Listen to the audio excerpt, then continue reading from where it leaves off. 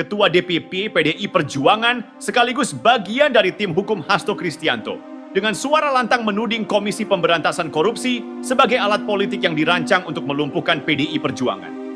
KPK edisi Jokowi, begitu ia menyebut lembaga itu, bukan tanpa alasan. Roni yakin bahwa KPK di bawah kepemimpinan Setio Budianto hanyalah kepanjangan tangan dari agenda politik Jokowi yang berusaha menundukkan para pengkritiknya. Tuduhan ini muncul setelah serangkaian langkah hukum yang dinilai Roni sebagai upaya sistematis untuk menargetkan Hasto Kristianto, Sekjen PDI Perjuangan.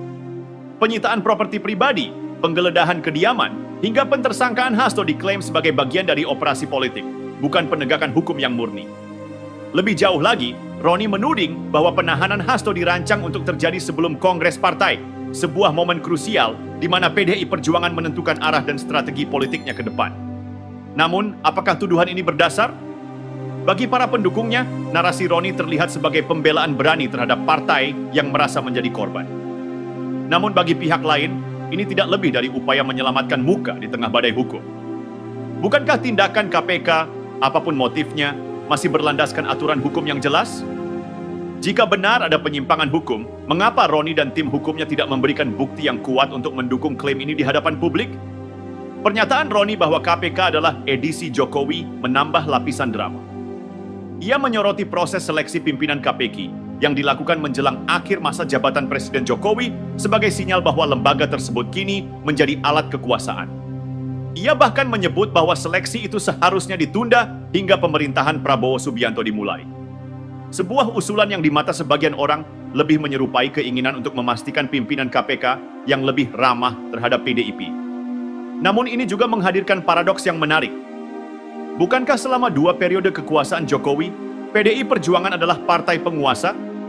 Jika benar KPK kini menjadi alat politik, mengapa partai yang sebelumnya memiliki akses luas ke lingkaran kekuasaan tidak berusaha mencegah hal ini? Apakah tudingan ini muncul karena PDI Perjuangan merasa kehilangan pijakan di tengah transisi kekuasaan? Roni tidak berhenti di situ. Ia menuduh bahwa langkah-langkah hukum terhadap Hasto bertujuan untuk membungkam suara kritis PDIP terhadap kebijakan Jokowi yang menurutnya telah merusak demokrasi dan konstitusi. Tuduhan ini memancing emosi sekaligus skeptisisme. Di satu sisi, ini bisa dianggap sebagai bentuk perlawanan terhadap rezim yang diduga represif. Namun di sisi lain, ini juga mencerminkan bagaimana partai-partai politik seringkali menggunakan narasi persekusi untuk membungkus kepentingan sempit mereka. Menjelang Kongres PDI Perjuangan yang seharusnya menjadi momen strategis bagi partai untuk merumuskan arah politik di era pemerintahan baru, suasana berubah menjadi medan pertempuran yang syarat intrik. Roni Talapesi dalam nada penuh emosi menuding bahwa penahanan Hasto Kristianto bukanlah sekadar langkah hukum biasa, melainkan bagian dari operasi politik untuk mengganggu stabilitas partai. Narasi ini menggaungkan ketakutan akan upaya sistematis yang didesain untuk meruntuhkan fondasi PDIP sebagai salah satu kekuatan politik. Menurut Roni, langkah hukum terhadap Hasto adalah taktik licik yang dirancang untuk menciptakan kekacauan internal. Penggeledahan rumah pribadi, penyitaan properti, hingga pentersangkaan dilakukan dengan intensitas yang terukur seperti menabuh jenderang perang sebelum Kongres dimulai. Ini bukan tentang keadilan, tegas Roni. Ini tentang mengintervensi proses politik, merusak konsolidasi dan melemahkan partai. Namun, narasi ini tidak hanya menyulut solidaritas di kalangan kader, tetapi juga membuka jurang skeptisisme di tengah publik. Apakah tuduhan Roni benar adanya? Atau ini hanyalah dalih untuk menutupi fakta bahwa PDIP sedang menghadapi krisis internal yang tak terelakkan? Bagi banyak orang, kongres partai seperti PDIP adalah arena strategis yang lebih dari sekadar acara seremonial. Di sanalah loyalitas diuji, aliansi diperkuat, dan arah baru ditentukan. Tetapi dengan bayang-bayang penahanan Hasto, Kongres ini justru menjadi simbol kerentanan partai. Roni bahkan menyebut bahwa tujuan akhir dari kriminalisasi ini adalah untuk membuat PDIP diam, tidak lagi bersuara kritis terhadap Jokowi, yang mereka tuding telah merusak demokrasi dan mengkhianati konstitusi. Pernyataan ini mencerminkan pergeseran hubungan antara Partai Demokrasi Indonesia Perjuangan dan Joko Widodo. Dua sekutu yang dulu saling mendukung, kini tampak berada di dua kutub yang berbeda. PDIP melalui Roni menggambarkan Jokowi sebagai mantan presiden yang meninggalkan jejak kelam di ujung pemerintahannya. Namun, apakah PDIP benar-benar menjadi korban dalam konflik ini? Atau mereka sedang memanfaatkan situasi untuk menciptakan narasi kepahlawanan politik? Di sisi lain, tudingan bahwa KPK sengaja bertindak atas perintah politik menghadirkan isu yang lebih kompleks. Jika benar operasi ini dirancang untuk menghancurkan PDIP, mengapa langkah serupa tidak diambil terhadap partai-partai lain yang memiliki suara kritis terhadap pemerintah? Mengapa hanya Hasto yang menjadi target, sementara dugaan pelanggaran besar lainnya dibiarkan berlalu tanpa tindakan?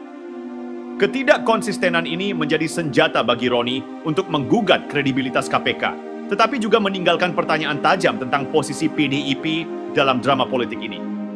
Yang tak kalah menarik adalah bagaimana isu ini memperlihatkan dualitas PDIP.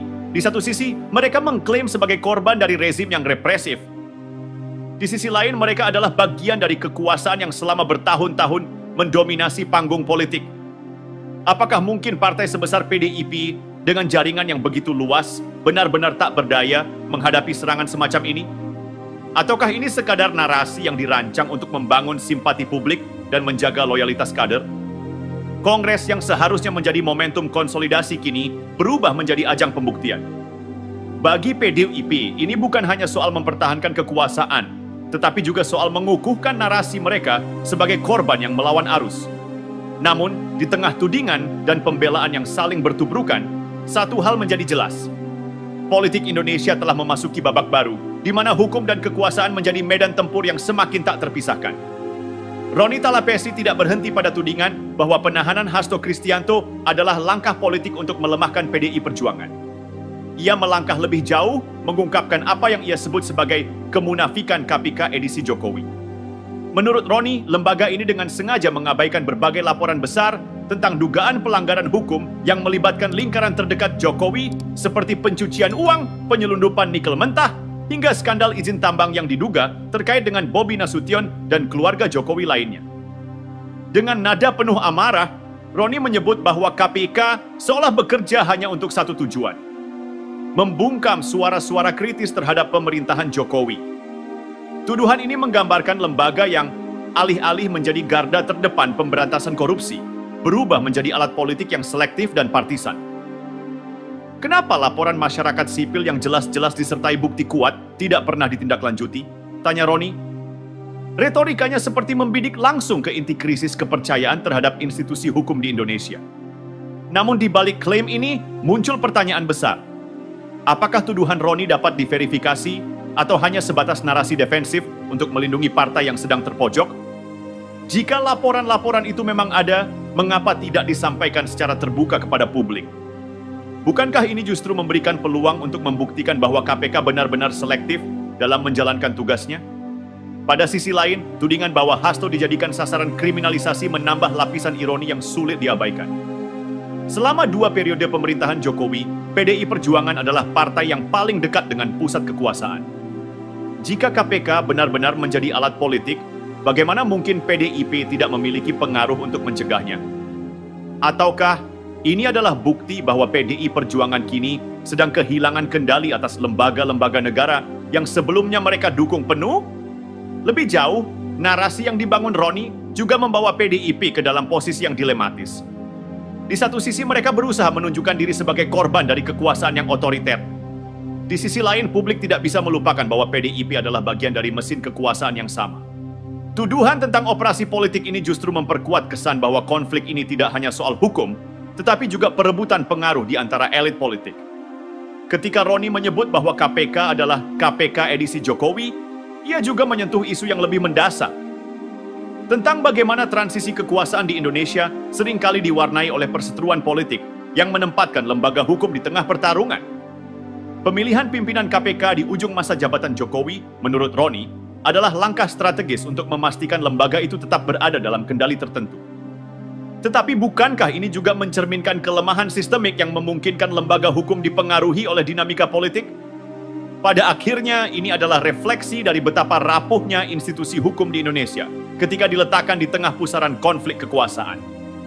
Tuduhan tentang selektivitas hukum, meskipun mengarah pada Jokowi dan KPK, juga mengungkap kenyataan pahit bahwa elit politik cenderung menggunakan narasi kebenaran hanya ketika itu menguntungkan mereka.